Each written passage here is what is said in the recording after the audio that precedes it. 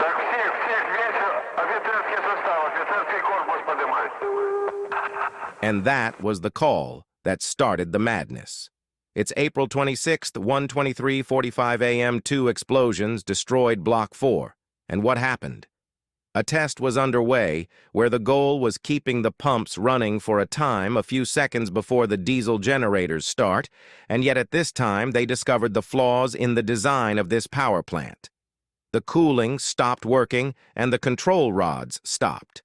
At that moment, the nuclear fuel started to melt, and then Toptunov pressed the AZ-5 button and the explosion occurred, steam and hydrogen explosion, a next 10 days lasting graphite fire. The moderator was released by active reactor zones. Air approximately 5% of the total quantity of radioactive material. The explosion was so powerful that we see the biological shielding of the reactor. About 1,800 tons in that fraction of a second from a horizontal position changed to vertical. The contamination was greater than 100 Hiroshimas. After a while, the firemen arrive who do not know what they are dealing with, like uranium graphite on the ground, but think that only the roof is on fire. After a while, the firemen started to feel nausea and other symptoms of radiation sickness. They are immediately brought to the local hospital and then subsequently transferred to the Moscow hospital. Several hours have passed and no one knows that block number 4 has exploded or that radiation is spreading around the city or beyond.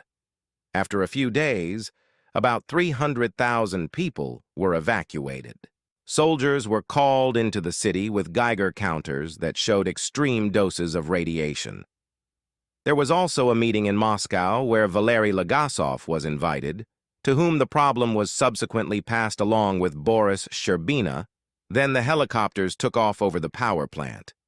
Legasov immediately knew that something was wrong, that the reactor core itself was not.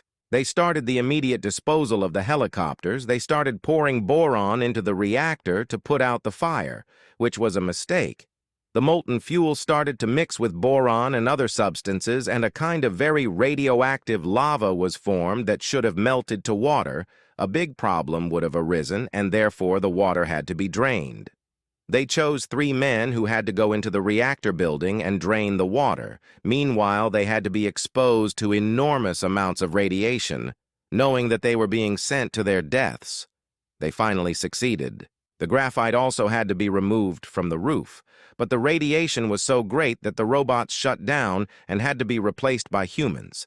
They only had 90 seconds to remove the graphite from the roof, but they still got a huge dose of radiation. Because they were on the roof several times, they also succeeded.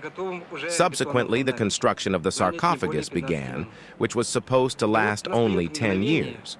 They also started killing the animals that the owners had to leave there. The corpses were then thrown into a dug pit and were then slaughtered. The ground had to be dug up and turned to a depth of several meters. The forest even turned red and the city was also washed several times. Some parts are still heavily contaminated and it will take several hundreds or even thousands of years for the city to be habitable. And that was the Chernobyl disaster.